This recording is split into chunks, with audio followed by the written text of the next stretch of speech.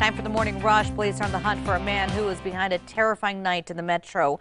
Police say the man, who has yet to be identified, is behind 3 stolen vehicles, 3 shootings, and 3 separate break-ins, and the abduction of 3 women. Each of these were separate incidents on the same night. He also led police on a wrong-way chase on I-40 before getting away. Anyone who may know him is asked to call police. A man with a long criminal record accused of shooting a police officer will remain behind bars until trial. Caleb Elledge and Alana Martinez are accused of leading state police on a chase in the East Mountains earlier this month. It's before Elledge opened fire, wounding an officer in the neck.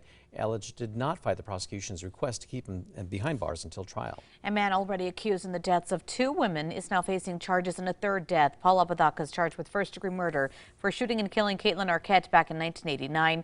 Arquette was driving east on Broadway near Lomas when she was chased down, shot, and killed. Apodaca is already accused in the cases of UNM student Althea Oakley and 13-year-old Stella Gonzalez in 1988. Albuquerque police are working to expand their efforts on traffic enforcement. In the first 5 weeks of this year, the department wrote about 7,500 traffic tickets for speeding, running red lights, cutting off pedestrians, and other violations. Right now, APD is doing more targeted operations. Erica. Here's a look at the school day forecast. Temperatures are colder this morning, so be sure to wear the warmer layers. By this afternoon, we are going to be mild, but it'll be breezy. The second day of deliberations continues this morning for the 3 men convicted in the death of Ahmaud Arbery. During yesterday's arguments, a lawyer for the 3 defendants argued that the pursuit of Arbery was not racially motivated. However, prosecutors told the jury that the McMichaels and Bryan were driven by racial assumptions. The federal charges carry a maximum life sentence as well. The State Department of Health has now begun sending out text messages to immunocompromised New Mexicans recommending that they get a 4th dose of the vaccine. On that list are organ transplant recipients and people being treated for cancer. We are expecting the DOH to release more information on the 4th vaccine dose later this week.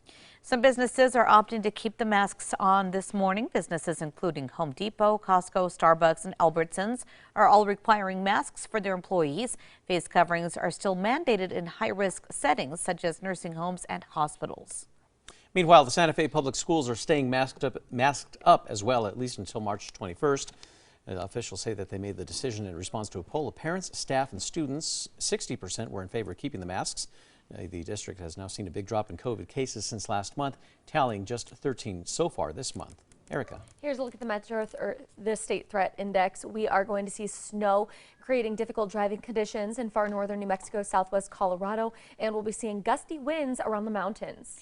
Russian President Vladimir Putin has signed a decree recognizing 2 eastern Ukrainian regions as independent states. He then later ordered troops into the regions, saying they were needed to maintain order. Soon after that, President Biden signed an executive order blocking trade and investment with the breakaway republics.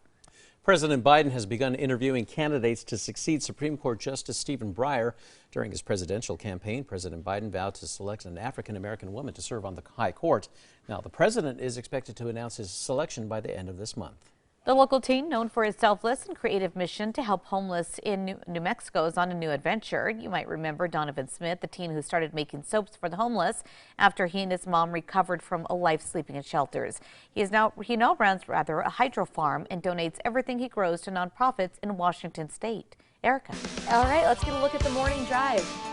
The maps are looking clear this morning. No accidents or slowdowns just yet.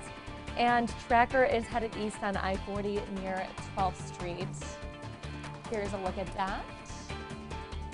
Things are looking good. Moving on to the story right here. Marvel first started off with comics and then graduated into television and then big blockbuster movies. Well, now Barbie may follow that pattern. She's moving into high gear visual productions with 14 movies and 30 shows. Barbie's going to be a live action film with Margot Robbie as well as Ryan Gosling appearing in that, happening soon. Welcome back. Here's a look at our hourly forecast for Albuquerque. Temperatures are starting in the low 30s. We'll be back into the upper 50s today. Overall temperatures will be nice. We're going to be sunnier than yesterday, but we will be seeing the breezes. Hey, And there's the other set. time now for the 5 facts. Before we get to our Fox show, let's do the 5 facts. Number 5, the local teen known for his selfless and creative mission to help homeless is on a new adventure. You might remember Jonathan Smith, the teen who started making soaps for the homeless in the metro after he and his mom recovered from a life living in shelters. Well, now he's in Washington State, and he has built his own hydro farm that he donates everything to local nonprofits in that area. And number 4 this morning, registration for COVID vaccine number 4 is now open to certain New Mexicans. Yesterday, the DOH started sending out text messages to immunocompromised New Mexicans recommending that they get a 4th dose of the COVID-19 vaccine. Well, on that list include organ transplant recipients and people being treated for cancer. But one local doctor says that getting a dose should be on a case-by-case basis. And at number 3, it is going to be a breezy day. We'll see winds to around 25 miles per hour in the metro during the afternoon and evening. Higher gusts to around 45, though, in the mountains. And number 2, 6 days after the governor lifted the mask mandate, some businesses are opting to keep the masks on. Meanwhile, the Santa Fe Public Schools is staying masked up until at least March 21st. Officials say that they made the decision in response to a poll of parents, staff, and students. 60% were in favor of keeping the masks. Well, then most of that group wanted it to remain until the end of the school year, but the district settled on the return from spring break.